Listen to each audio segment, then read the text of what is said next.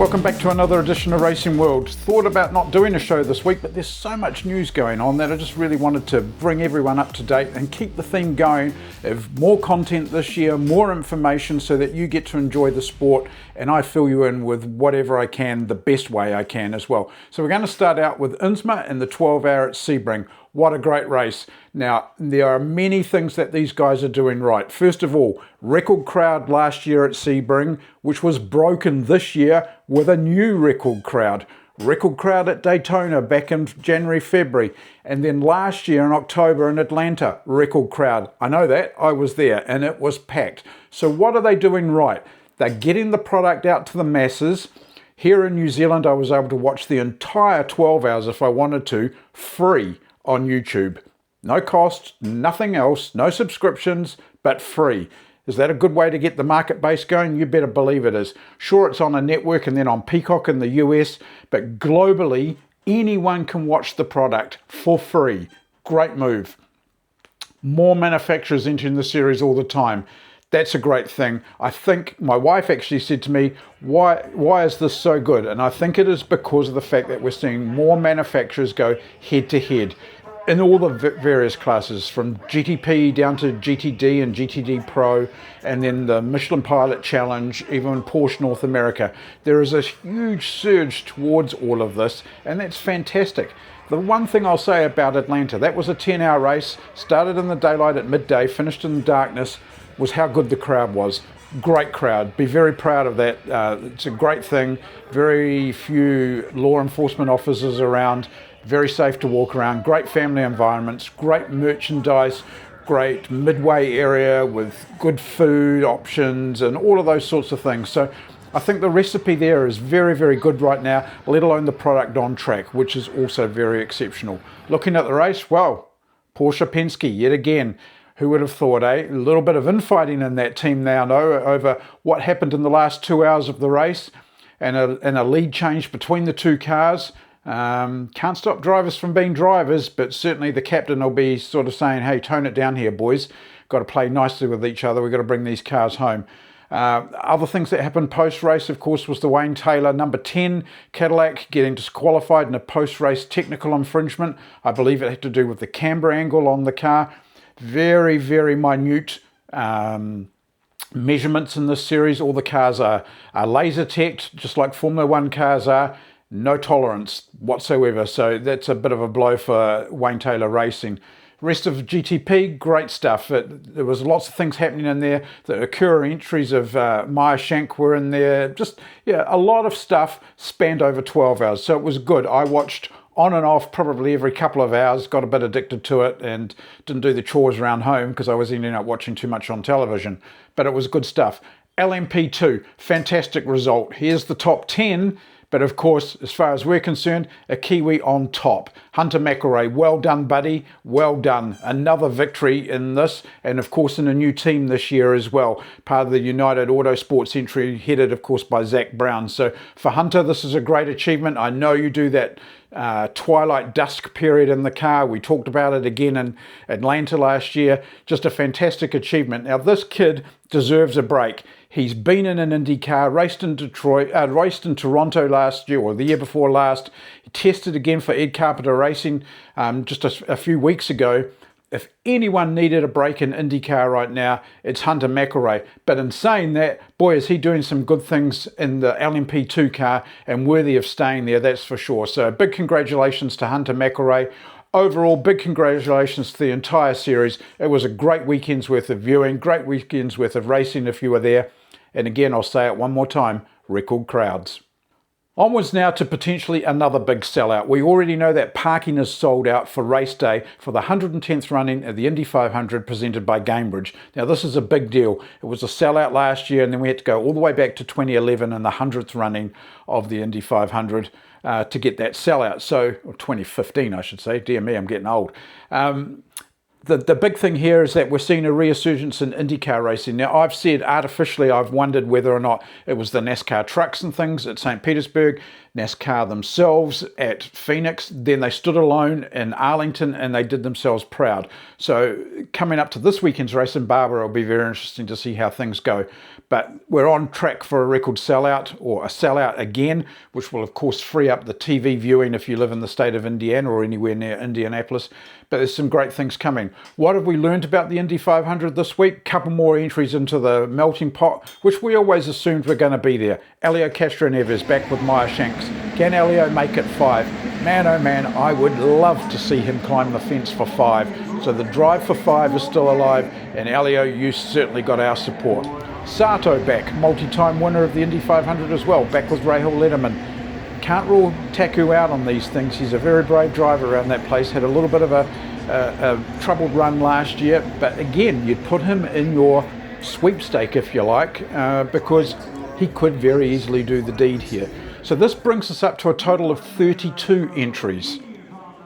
Not 33, only 32. Now, can we get to 33 or 34 and beyond to form a bump? I believe we can. So what are we looking at the moment? Last week, Able Motorsports said they're thinking of bringing their car back into play that RC Enerson ran a couple of years ago, and maybe Jacob Able would run that and attempt to qualify for the Indy 500 after missing out last year. So there's one. Catherine Legg is talking about being involved in the 500 yet again. She seems to be able to always get the financing and stuff around these deals, so it would see her back. If one of those two got in there, that brings us to 33. Ideally hope we get to 34. We know there are enough engines to do 34 and 35 at a pinch, but 34 really puts the pressure on what becomes the bump day. Sure, someone goes home and that's not an overly fantastic prospect, but it brings that event alive, and that week before the race, it really stands it on its head. So I'm hoping that we get to the 34. We'll certainly get to 33 because someone's going to pick up that 33rd slot. But things are looking very good for the 500. Still quite a few races to go before then. Barber this weekend, then Long Beach, then the Indy Grand Prix, and then the 500 itself, plus the open test at the Speedway. So there's a lot going on. For people that I know in North America and that are planning on being there, a few tips for you if you haven't already thought about it. One of them, even with the price of fuel, it is quite often cheaper to hire a rental car in Chicago and drive to Indiana than it is to pick up a rental car during the race weekend period in Indiana. Not quite so sure now with the prices of fuel and what it is in the state of Illinois and stuff, but it's certainly something worth considering. That's what we do. I've done it for the last few years. It's not worth flying from, say, Chicago down to Indy. You're only in the air for 23 minutes or something, so it's hardly worth it. That's one thing to think in mind. If you're going to be there over race weekend, don't forget the parade. The parade downtown on the Saturday, yes, it's a bit cheesy, but it's a great parade. Atmosphere is great. The drivers are all there. It really makes you feel like the race is just hours away, which it is. And I think that they're good things to do, and it's free, of course, so it's a great thing to do. Get there early, though. Grab a coffee. Camp yourself on the curbside. Can let you know where some good spots are. And just enjoy that experience because that's part of it. Carb day, what can you say about carb day? 2 hours of track running, got to be there for that. Then there's the whole party atmosphere with the pit stop competition, the Weenie 500, which started last year and is back again this year. Lots of things. So those days are all worth doing. Things to do outside of that, you've got to put the museum in your checklist. You definitely got to do that. And then just explore Indiana. Go down the old gasoline alley. It's very easy to get to. Main Street. Again, walk Main Street. Have a look at Bell Helmets, the indoor karting facility, some of the restaurants along there. There's all some good things to do. So we'll talk more about that closer to the time. But make the 500 an experience. I realized last night that this May will be 30 years since I first went to the Indianapolis Motor Speedway. In 1996, the late Larry Rice showed me around. It was phenomenal back then. It led to what became me compelling TVNZ to go there in 2003 when Dixon raced for the first time. So yeah, coming up on a 30-year anniversary is pretty, makes you feel this grey hair's sinking in. Let's just say that.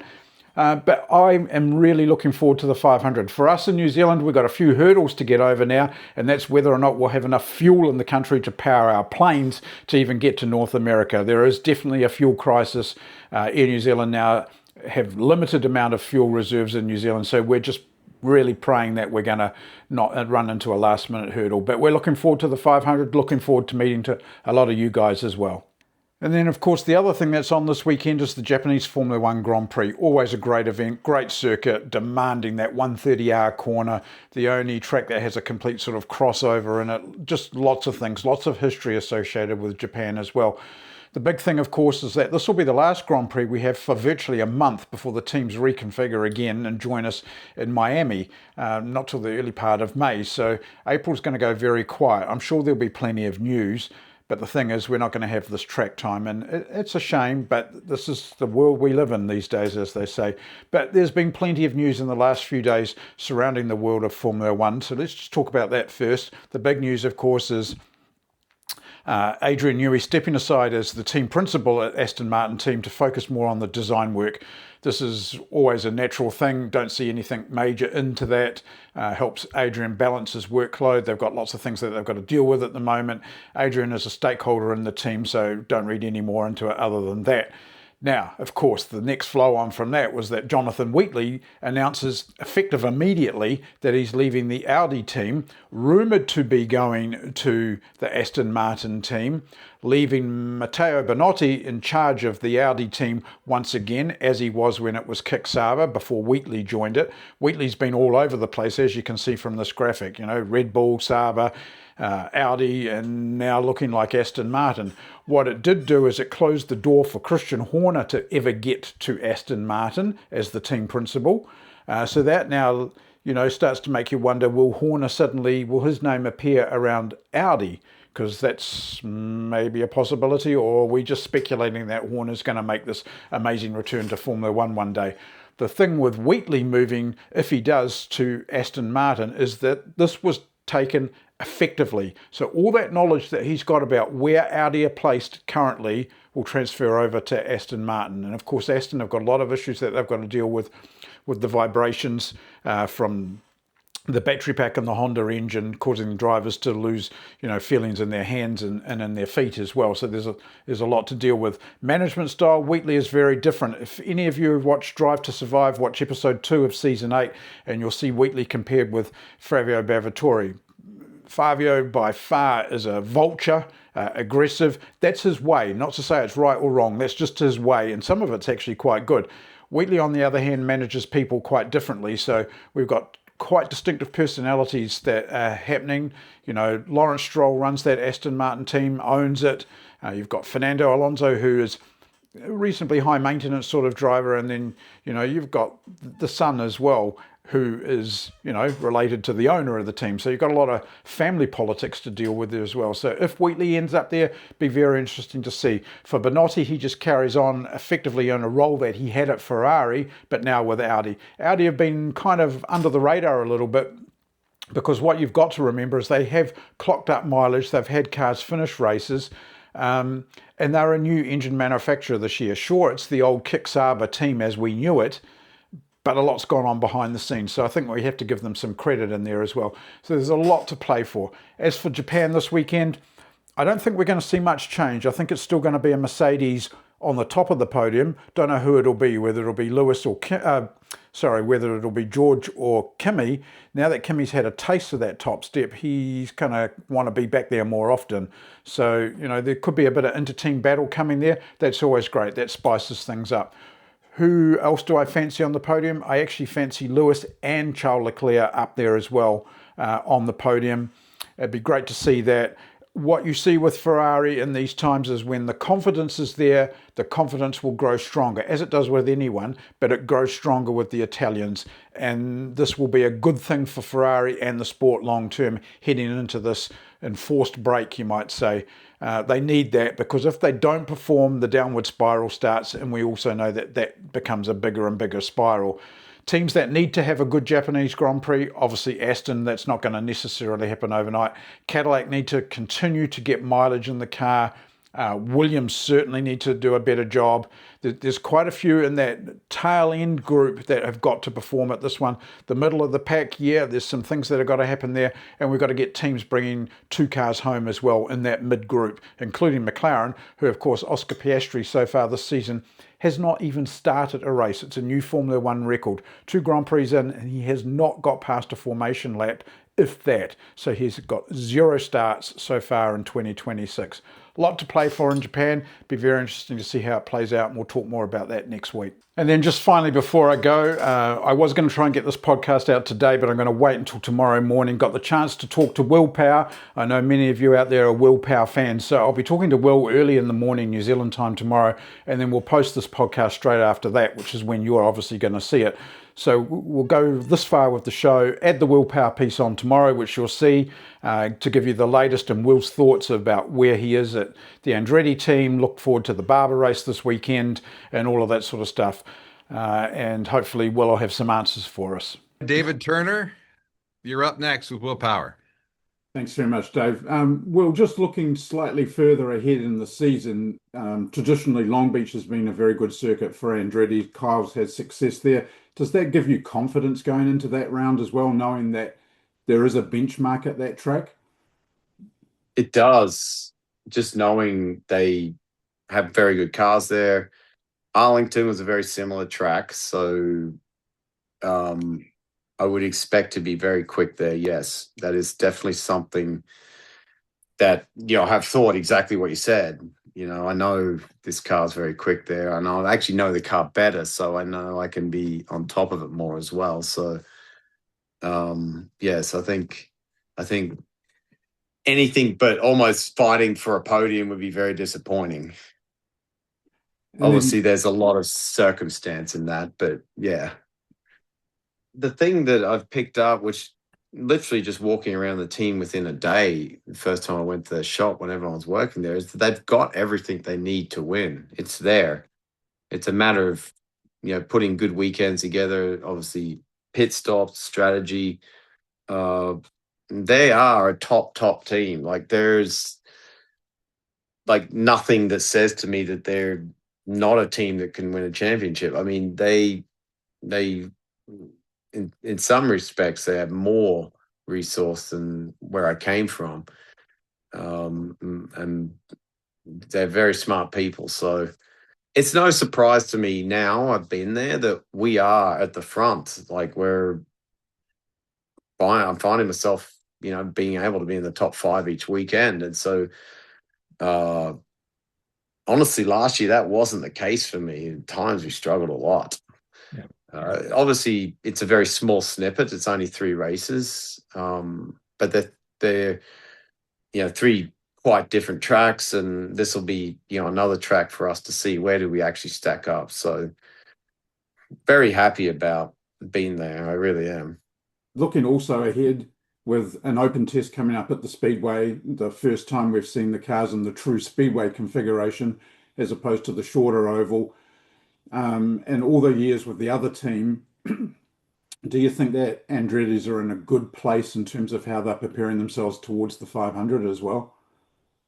I think, though, they will be better than last year in the car prep side of things. The actual, there's 2 things at Indy. Is building a fast car is probably the first big deal. Can you build a car that's fast? And that makes everything else easy. And then there's the setup, like how does the car actually feel on basic setup stuff, on mechanical, aero setup. Like, is it balanced? Because if you just have a slow car, you can have an amazingly good balanced car, and it can be slow, and you can just qualify absolutely nowhere. But then you can race really well, and that's kind of what I've seen from Andretti.